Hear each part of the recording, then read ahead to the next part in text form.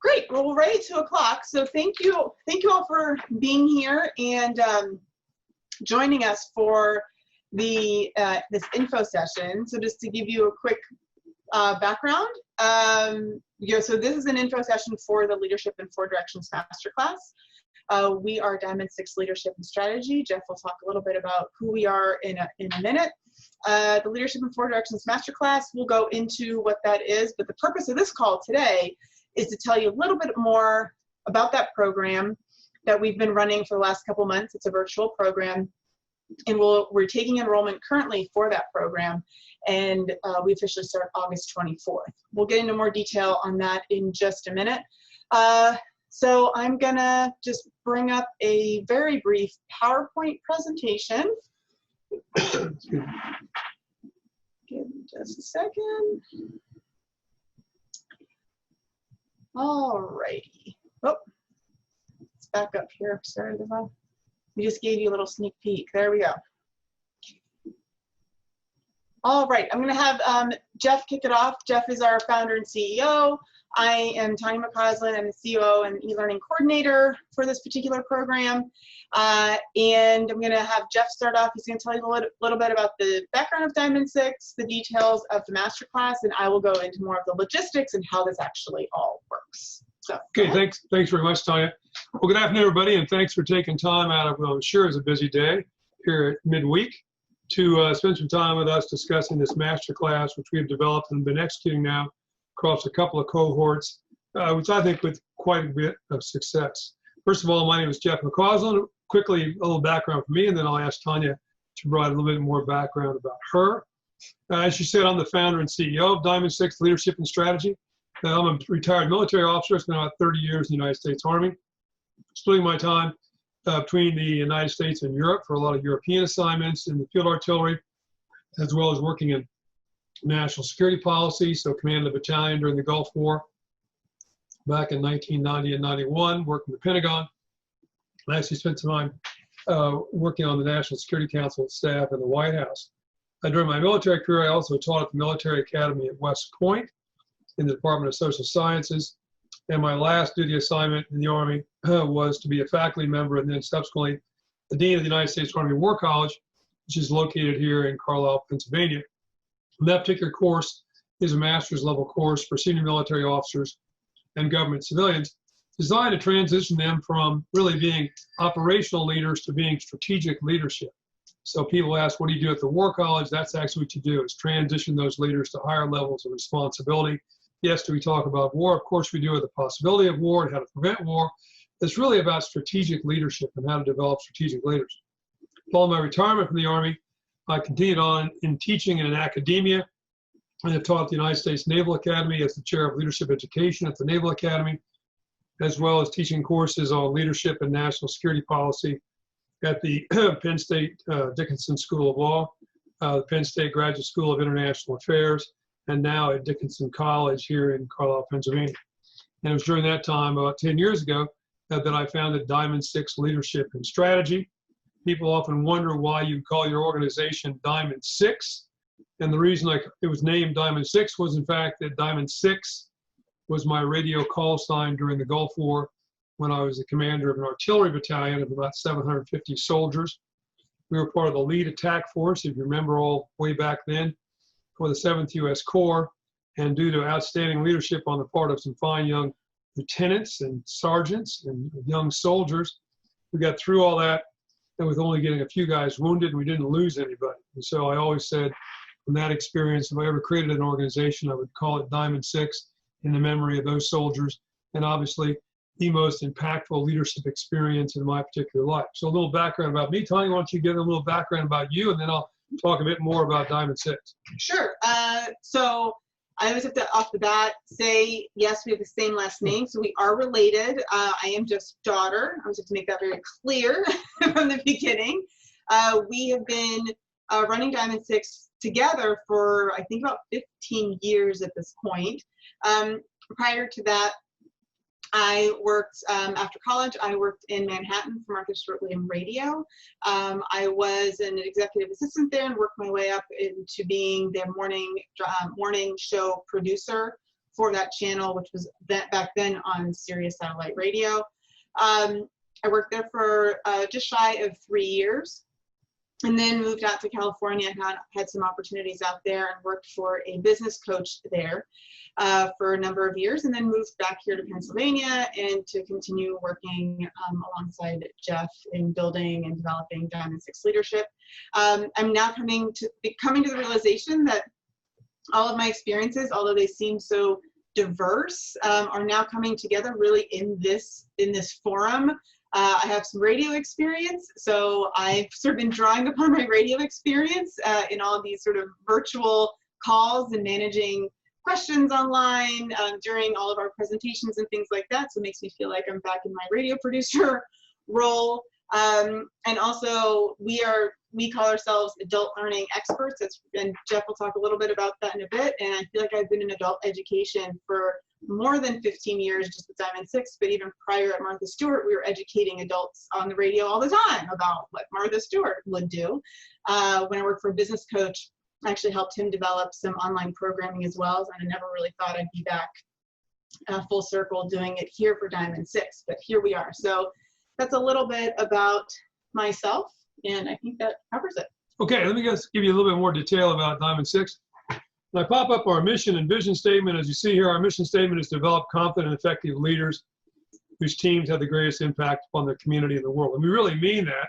So through the vehicle of this course, more why that came about, we feel that we're fulfilling our particular mission. And our vision statement is to develop every leader and organization to their greatest potential. And I emphasize this up front because in my personal opinion, having worked now for, as Tanya said, over 15 years with large organizations, I've taught at, for example, Hamburger University in Chicago. I've taught for the Department of Defense, taught at the Naval Academy, as I mentioned, worked with large law firms.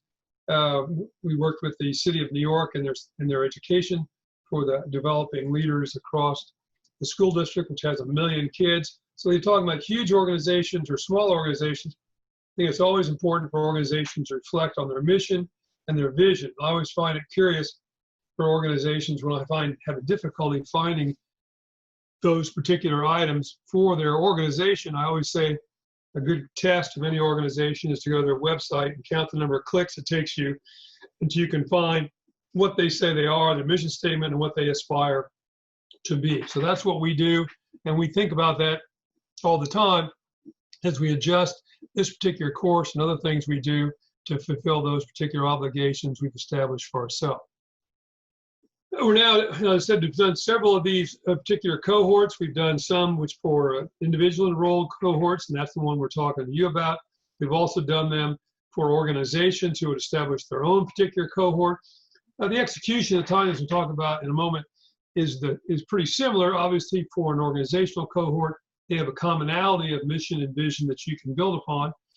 For the individual enrolled course like this one, it has its own advantages. You see a snapshot of part of our last group right there.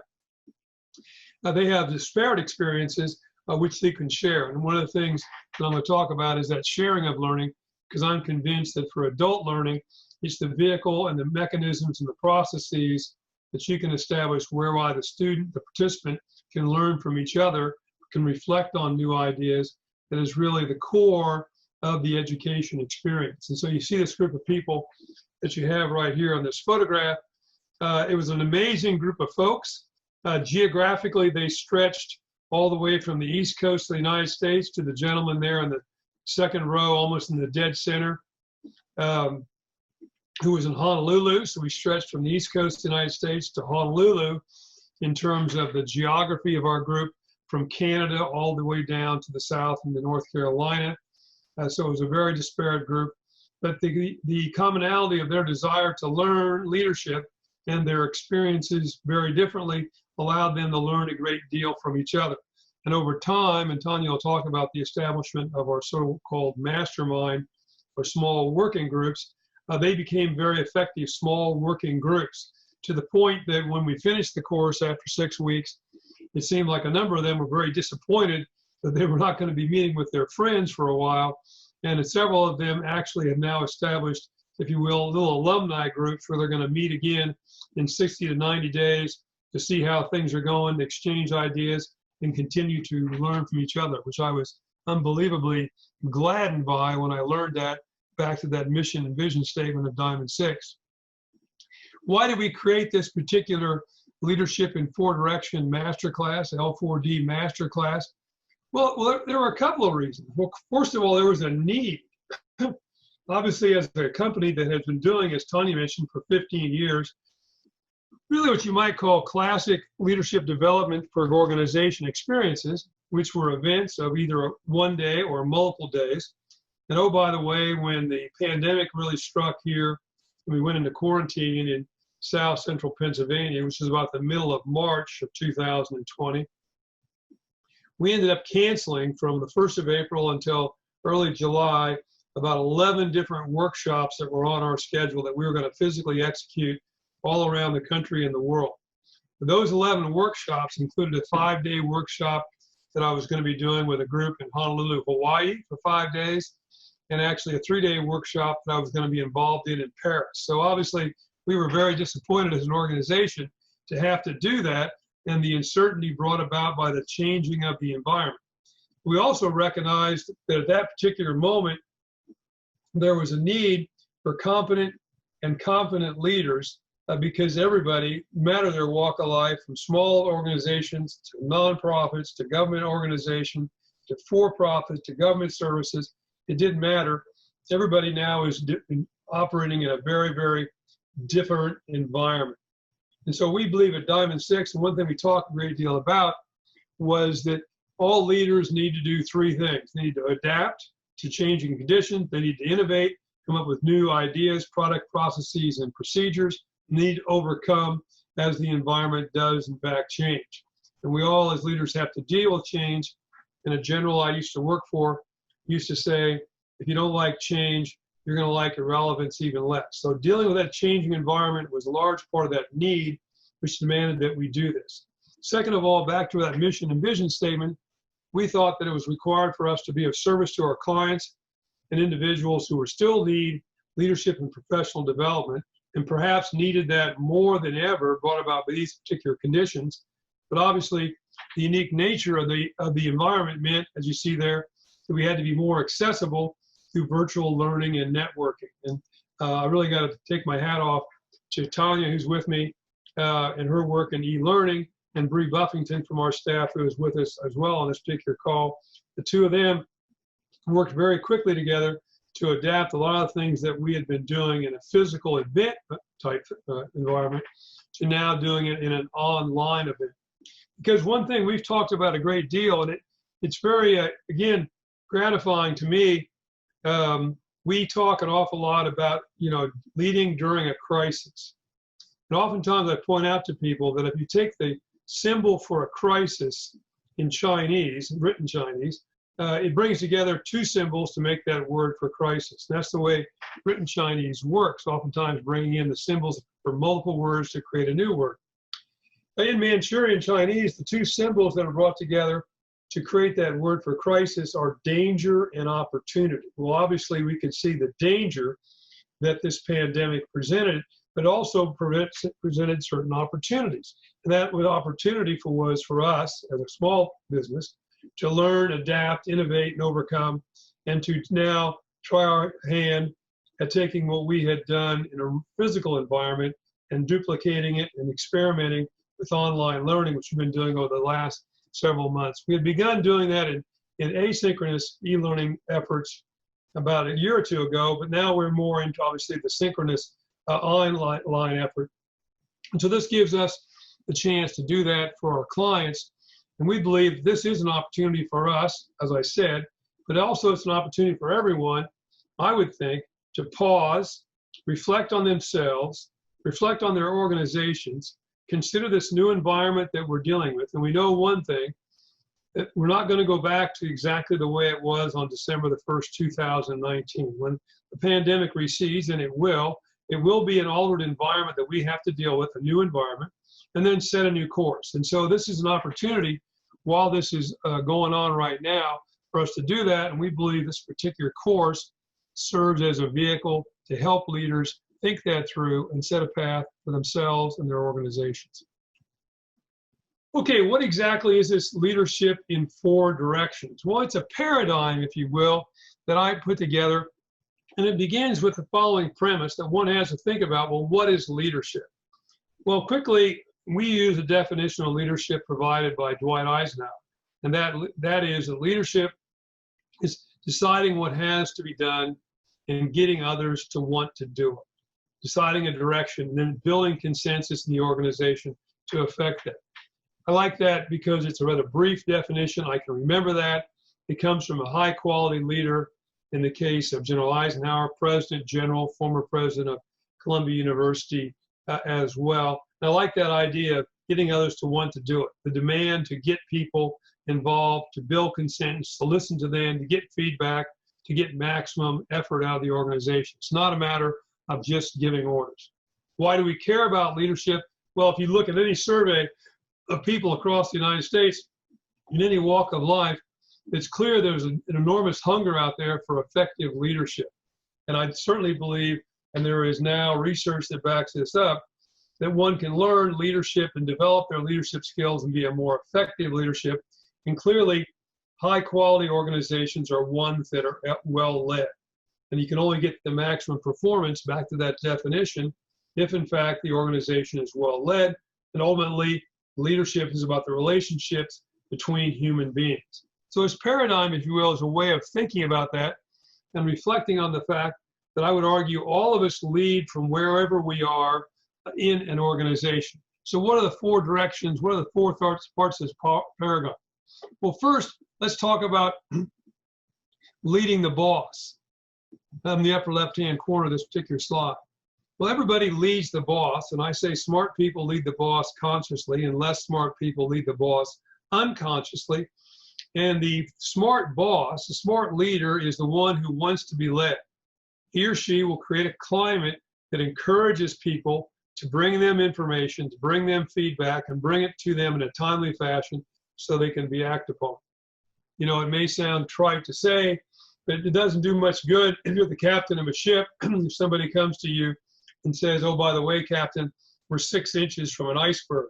That's interesting. It's just not terribly useful. If you come to me and say we're 6 miles from the iceberg, that's both interesting and useful. So leading the boss is very important and demands a certain amount of courage from the boss to create that climate where he or she is open to getting that kind of information, and certainly from the follower who's willing to step forward and lead the boss. Second, in no particular order, leading others. Now, obviously, this is the particular part of the paradigm that's the most traditional. This is the one, if you were to survey a bookshelf or a listing in the Harvard Business Review about leadership, that most of them would be about this particular part of the paradigm, the hierarchy, how one leads others. And therefore, of the 4 parts of the paradigm, I would say it's the easiest, though it's not easy. And in the course of talking about leading others, we try to think about it in certainly different ways. How do you create a climate, if you're a leader, that encourages initiative? How do you establish trust in an organization? How are you background music in the organization and develop a certain sense of realistic optimism, particularly in a difficult moment where we are right now? And then we spend a little bit of time talking about how you lead across generations. Because the workforce, again, whether you're in the military, you're running a business, you're running a nonprofit, you're working for the government services, has normally, most people would say, at least 4 generations working in the workplace at any given day. Baby boomers, Gen Xers, the millennial generation, and the so-called Gen Z or I generation that are coming on right now, entering college and entering the workforce. So that's leading others. Third part of the paradigm you might talk about is leading or being led by your peer group. And this can be very, very difficult. And obviously, any of you, if you happen to be parents or if you are younger, can certainly quickly reflect on the fact that young people, in particular, find themselves experiencing a great deal of influence from their peer group. In fact, I think as a parent, one has to admit at some point in time, your teenager may be more influenced by his or her peer group than they are by their particular parents. So peer leadership is certainly a very powerful part of any team. It develops cohesion within the team, allows the team to perform at its maximum, but it can put certain stresses and strains on relationships because the question becomes, number one, where does my values lie? Does my loyalty lie with the organization and the values the organization has, or does my loyalty lie with my peer, my friend, my colleague, etc., if he or she transgresses those particular values? And that particular conflict can be one that people find very, very difficult. And at times, of course, people find it enormously difficult because they may be elevated or promoted within an organization and suddenly put in charge of their peer group. And making that transition is enormously difficult. So the third dimension or part of the paradigm we look at is leading peers. And then finally, and I think at times this can be the most difficult of all the parts of the paradigm, is leading yourself. You know, sociologists will tell us the average human being makes about 500 decisions every single day. And most of us, like me, make the same decision at the onset of the day, and that's whether I hit the snooze alarm or not is my first choice of the day. But leading yourself and thinking about how I lead myself physically, am I caring for myself, proper diet, exercise, sleep, stress management, all that kind of stuff? Am I developing myself intellectually? Am I continuing to grow intellectually in my particular profession or career field? Am I growing emotionally? And that has to deal with a harmony between my responsibilities on the job, my responsibilities to myself as a person, my responsibilities to my family, my aging parents, my children, my spouse, etc. And then last but not least, leading spiritually. And when I say spiritually, I mean that with a small s, thinking about those things, personal values that are important to us, particularly when moments are difficult. Sometimes that can come from religious belief. Sometimes that can come from people from a certain set of values. But I still believe in terms of leading yourself, there is a spiritual component that is very, very important. So that's the paradigm that I think allows people, when you go through it, to then have a perspective that we can think about as we're dealing with day-to-day problems and how it fits into some of the things that one talks about, whether you're considering leading the boss, leading others, leading peers, or leading yourself. Now, Tanya's going to talk in a minute about how this all goes, how this all is done, how this all is conducted. But we are, first and foremost, I would argue, an adult learning organization. That's what we do.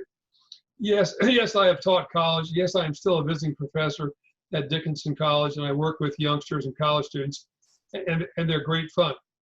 But for my time teaching at the War College, I have found that what I really do enjoy is, excuse me, is working with adults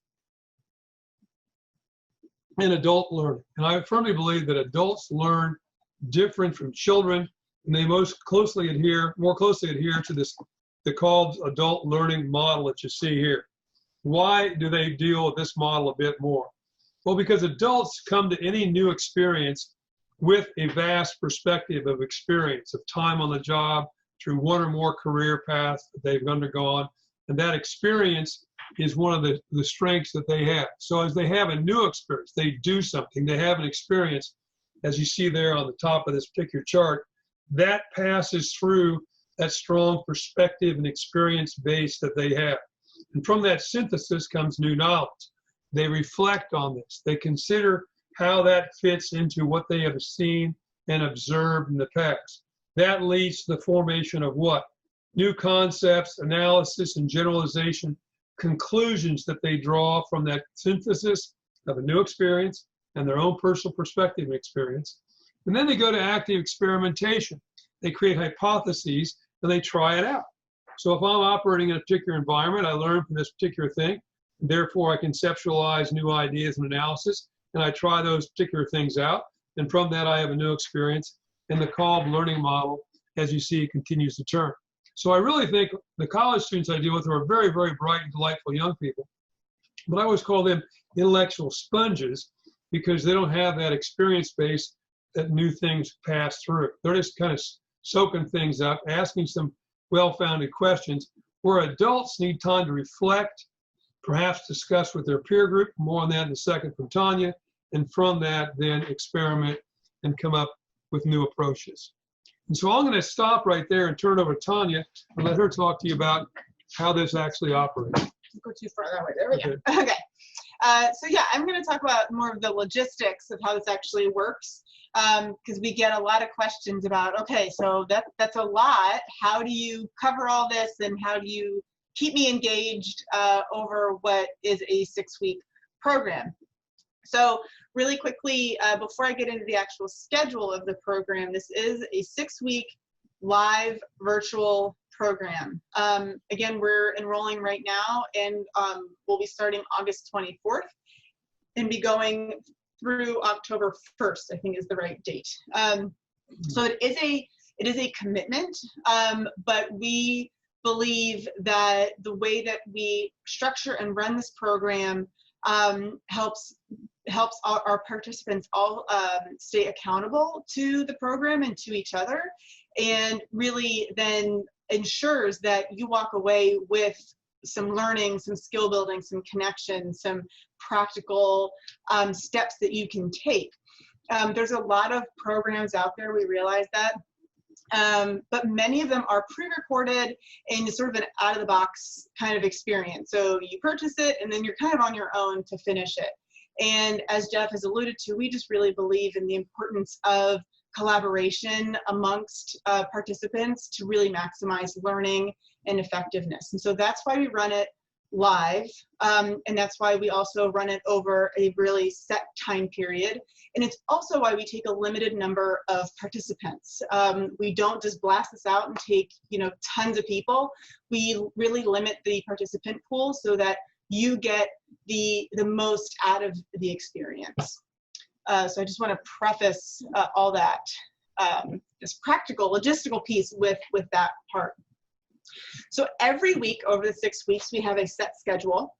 Every Monday, Jeff does a presentation on one of the directions that he talked about. We do start actually first with a leadership fundamentals presentation. So that first week is leadership fundamentals. That's just a basic general introduction, where Jeff talks quite a bit also about sort of his approach to leadership, just to kind of set a baseline that we can use as we move forward. And then the subsequent 4 weeks are those 4 directions he just talked about. And then in that final week, we do what's called a leadership blueprint, where you create your own leadership blueprint, and really through some self-reflection, some discussion with your individual mastermind group, come up with some very, very clear practical steps of moving forward. So again, Mondays is a presentation. We try and keep that no more than 60 minutes to be respectful of everyone's time. The time for that is 8 p.m. Eastern and 5 p.m. Pacific. That presentation is recorded and made available within 24 hours. So if you're not able to attend, we highly recommend attending live as much as you possibly can. But we understand that life gets in the way. And so that is recorded and made available within 24 hours. Between Tuesday and Wednesday, or even Monday, if that works best for your group, you'll meet with your mastermind group. We've seen that people generally have that time set for about 45 minutes to an hour, and that is on your own. So we will divide you up we will put you into a mastermind group. We look at every single person and we get some information from you ahead of time. And so we're very informed about, or slightly informed about who you are. And so we can pair you up with a diverse mastermind group. And that's then on your own. So we put you in touch with each other. You decide what days and times are best for you, how you want to connect. You want to do it over Zoom, Google Hangouts, Skype. That's for your group to figure out. That's sort of a small leadership test that we put out there for you. So that's usually between Tuesday and Wednesday. And then Thursdays, we all come back for a large group debrief, and Jeff facilitates that debrief. At the end of those Monday presentations, Jeff provides you with some reflection questions that you're going to use to discuss with your mastermind group. And so when we come back to that large group debrief, we use those questions as fodder for discussion, for reflection, for debriefing. And that again is also at 8 p.m. Eastern and 5 p.m. Pacific. That is not recorded. The reason we don't record that one is just to respect your privacy. We have found during those debriefs that people share some information either about themselves personally or just their past experiences or maybe their current challenges with their organization. And so to respect everyone's privacy, we do not record that because we don't want that living anywhere if someone was to share something about maybe their organization that they obviously wouldn't otherwise want to be shared. And so that one's not recorded. And then Friday through Sunday is your opportunity to prepare for the next week's module. And I will explain where these modules live and where you get this content on the next slide. But in each module, we have a full curriculum for this program. And so each week there are particular some readings and usually 1 or 2 videos, maybe occasionally an audio or podcast episode that we suggest you look at in preparation for the next week. So that's a little bit about the schedule. Is there anything you wanted to add about the schedule? No, no. Okay. This is just a little screenshot of our Masterclass portal. That is what we call this online area that you log into. Each person gets a unique, will log in with their email address and a password that they create. And this is where you will go to get all of your content and the instruction, curriculum, all that kind of stuff. The recordings go in this place as well. And this is how we help move you through each week. So each week has its own module, and each module contains particular sections that provide you with the information that you need. So there's an overview section, and then there's also a workbook chapter that we provide you. The workbook chapter is pretty much the curriculum for the program. So it provides you with some learning objectives that we have for that week. Also provides you with just a summary of that week, sort of what the kind of description is for the week that we're going to be working through. And then also with those videos and the articles and things of that nature to prepare. So you'll receive that. The schedule and everything else that you need is right here in this Masterclass portal. In addition to getting access to the portal, we then also add you into a private Facebook discussion group. It is private, so it's only for the cohort that we're currently running. There's no one else in there. And that is just a really great space to, in between presentations, or if you're coming out of your mastermind group and you all came up with a question or a challenge, or maybe a really big aha moment that you want to that you would like to share, because those are always very helpful for everyone else to hear and learn from. The Facebook discussion group is a great place to do that. We use Facebook. I usually get this question, so I'm just going to answer it now. Facebook right now is really the only space that is easily accessible for 99.9% of people, and honestly free to create some sort of private discussion group at this point. So that's why we use Facebook for that purpose. That's a little bit about our portal and some of the other little things that we offer. So just some of the quickly benefits. Jeff talked about this a little bit. So there's really 4 areas that I think our program touches on or really incorporates well.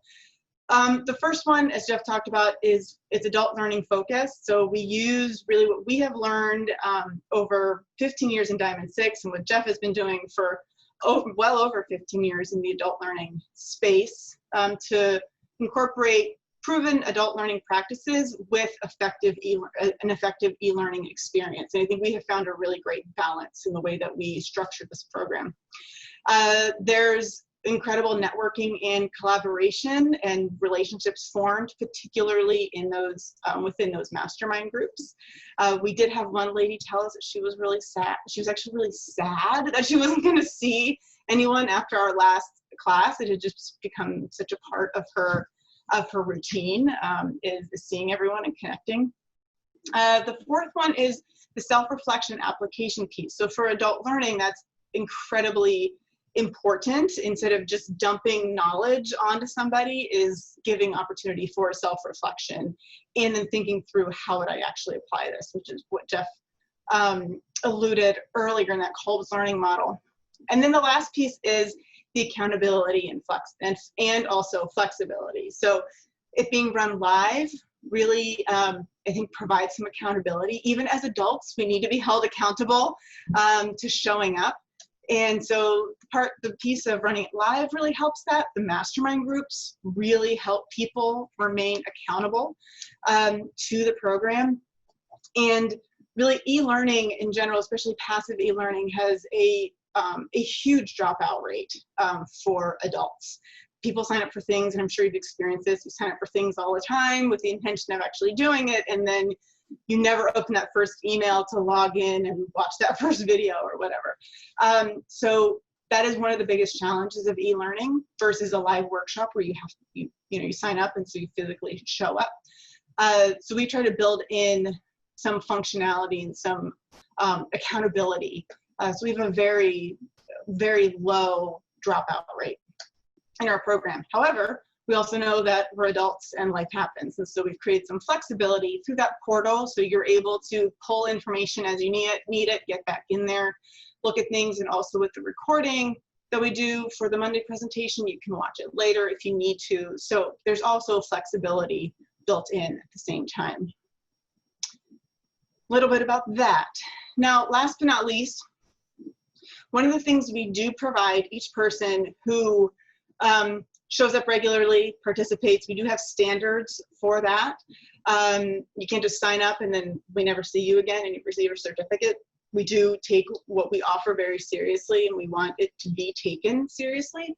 But we do offer a certificate to everyone who completes successfully.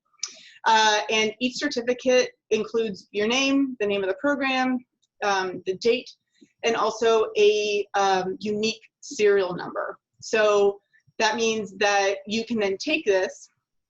Oh, and it also includes what we've assigned 18 CEU or professional development, whatever your organization uses to describe that, credits for this program because of the amount of hours that are spent each week between the presentation, mastermind groups, and that weekly debrief over 6 weeks.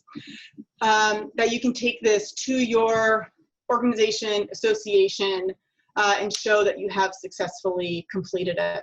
We don't currently work with any specific associations in order for us to be able to give you those CEU credits or professional development credits, but we do provide you the certificate and the acknowledgement that you have completed successfully and participated. We've had a couple people do that from past cohorts, that this certificate is sufficient for them to take their association. Every association is a little bit different, but we are willing to work with anyone who says, hey, I need an added signed letter from Jeff that confirms 110% that I did this. We're happy to work with people to provide you what you need to the best of our ability to ensure that you're able to get those CEU credits from your professional organization or association. So it's a little bit about these certificates. Do you have anything to add about the certificates? No, not the certificate, no. Okay. Got a couple of points I'll make here. Okay. So that's a little bit about just the logistics, the ins and outs. There's always other questions that come up that we may not have thought of yet that are specific to you. So I'm going to hand it over to Jeff for any final comments, and then we will open things up for questions. In the meantime, while Jeff is wrapping up, if you do have a question, go ahead and start typing it into the Q&A area, and I can start looking at those and preparing any answers that we have for you on those questions. So we want to go ahead and Hey, thanks, Anya. Great job on that. Folks, I would just make 3 comments sort of to wrap this up. One is that we really try to keep the number of people down. Like right now, the maximum number we'll take in one of these cohorts is 30. The reason for that is because we think that's a group that we can manage effectively, encourage internal cohort communications and learning, and not turn it into a lecture hall. And as a consequence as well, we're prepared and have it done in past, provided individual assistance, particularly at the onset of course, to get everybody on board. Anybody has a particular technical issue, question about curriculum, anything like that, Tanya and Bree Buffington, who I mentioned before, are Johnny on the spot on that. And through our previous cohorts, within a matter of hours, if not a day or so, we've managed to iron any of those problems out and got the person on board in a fine fashion. Second, some of you may be intimidated by the whole idea of, e-learning courses or online courses. the platform we use that Tanya described so well is called Teachable. And again, what we found is cohorts that have enrolled pretty quickly pick it up. It's a pretty easy, very, very self-learning, manageable, easy program, and they become pretty expert at it in a short period of time. But we're always available for assistance to straighten out any individual problems a person might have. We really like to emphasize individual assistance to our students throughout the particular course. And finally, Tanya talked about this question of accountability, but it really comes back to that adult learning model. What I firmly believe, and I've found in my experiences, I actually like to call adults participants and not students. And that comes back to what I said before, is that an awful lot of the learning is done between the particular participants in the group, as well as between Tanya and I as the instructors and you as a participant, because of that perspective that each of you and the experience that each of you brings this particular course. So an awful lot of the learning occurs in the mastermind group discussions, or by Facebook, or by email, or other mechanisms. Well, that means, of course, that everybody's got a responsibility then to come prepared, not only in having looked over the curriculum, but come prepared to be a participant and be an active learner. And that's one of the reasons why we try to encourage that through the structure of the mastermind group, little presentation at the start of the week, and the discussion, the large-scale group discussion at the end. And we have found in feedback that that approach has been validated from the participants, and them saying how much they learn not only in the course as a whole, but interacting with their peers. So I'll leave it there, and we'll move over to questions. Tanya, if anybody's got a question, we can do that. We're in the chat. Look at this. So I got a question.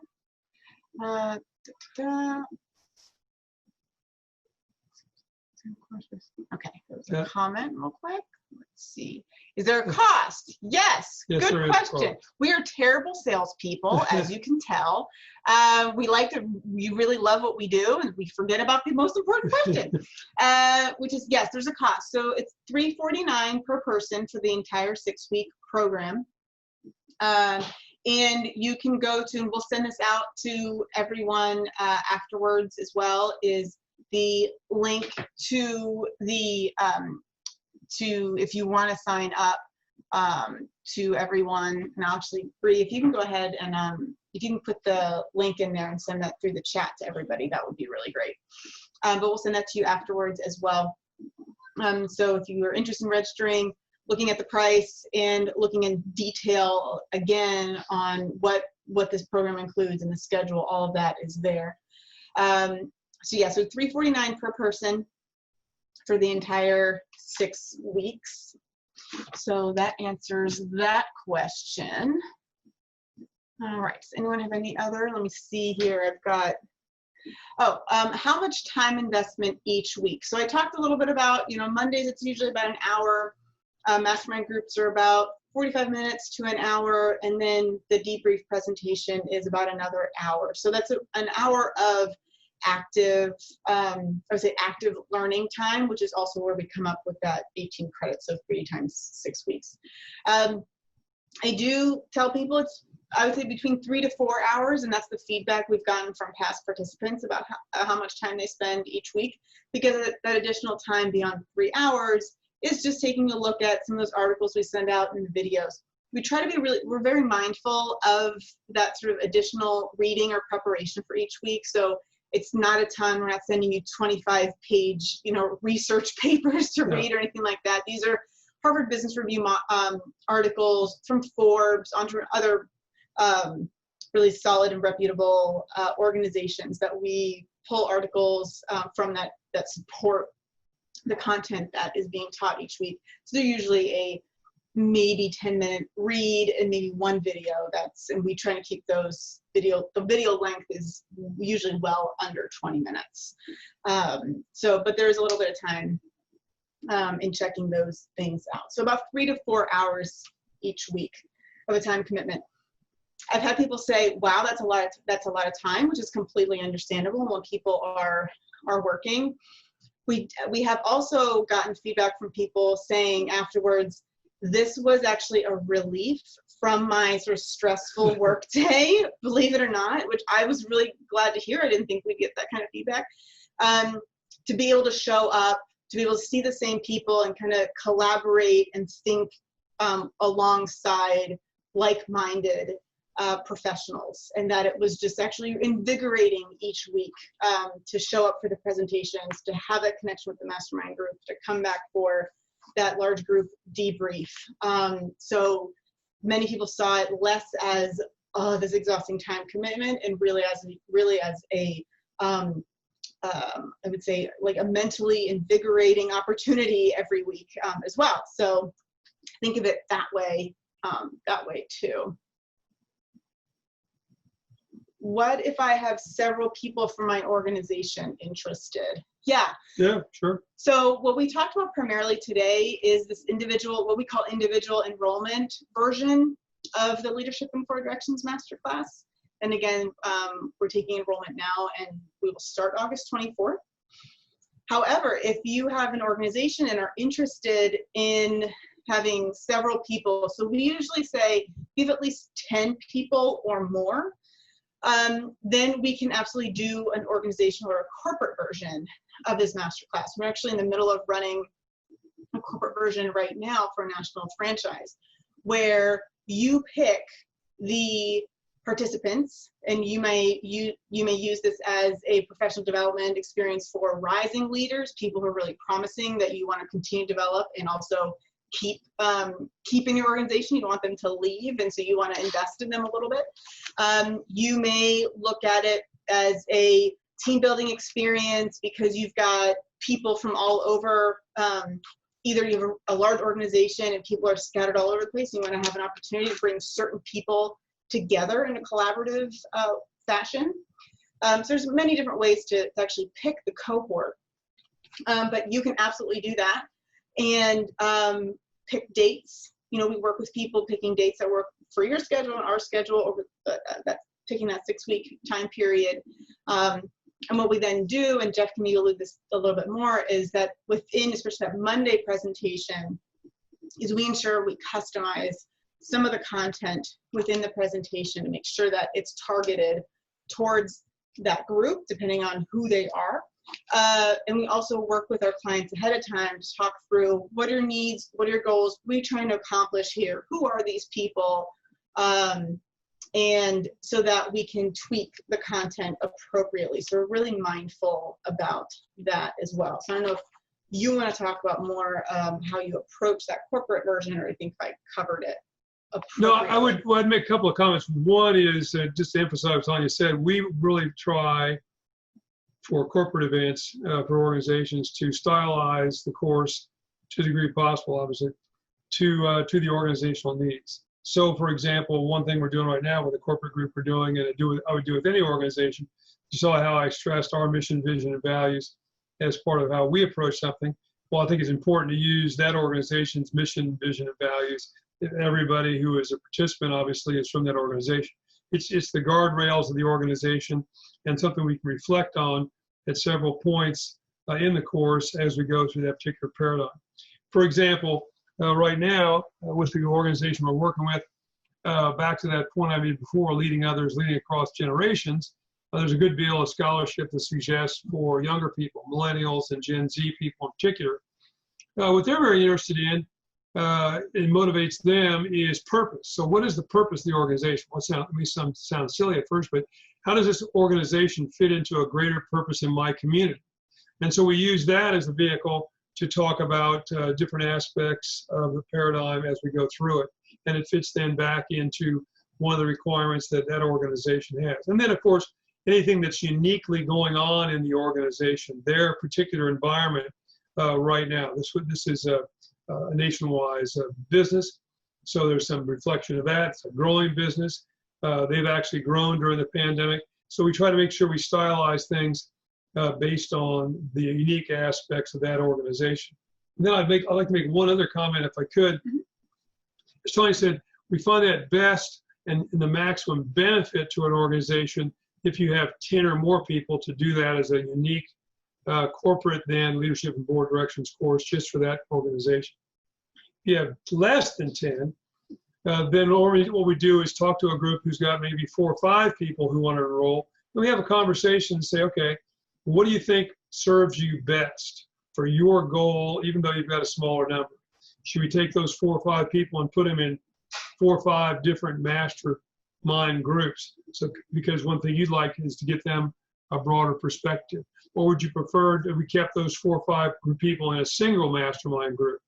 Okay, and we can play around with those variables too, though again, because except, there'll still be a large number of people from other organizations, we won't be able to do things that we're not going to focus solely on any single organization. So we can play around with that a little bit as well. And obviously that has the benefit as well of allowing an organization to have 3 or 4 people take the course now as individual enrollees and use that as a beta test for them, and perhaps then make a more firm decision, says, hey, that went really well. Now I want to come back and talk to Jeff and Tanya about doing a course that is uniquely for my corporation and might have 10, 20, or even 30 people from my organization in that subsequent mastermind course. Mm-hmm. Yeah. Other questions? I don't know. I think that covers it. Looks like those are all the questions that we have. So yeah, so if anyone is interested in learning more, Bree shared the link with everybody on how to get to the page that gives you all the details and more of what we just talked about this afternoon. If you have any questions beyond that, you can always email us at info@𝙬𝙤𝙬𝙤leadership.com and reach out to us with any questions or thoughts that you have. We're always happy to have a conversation. And yeah, so that's that. And we hope that you will join us, or if it doesn't work for you, perhaps suggest it to someone else in your professional network or at your organization who may be interested or who it may work for. So thanks again for spending not quite an hour with us, and we hope you have a wonderful day, and maybe we'll see you in the Leadership Before Directions Masterclass. Thanks so much. Thanks a lot, everybody. Bye-bye.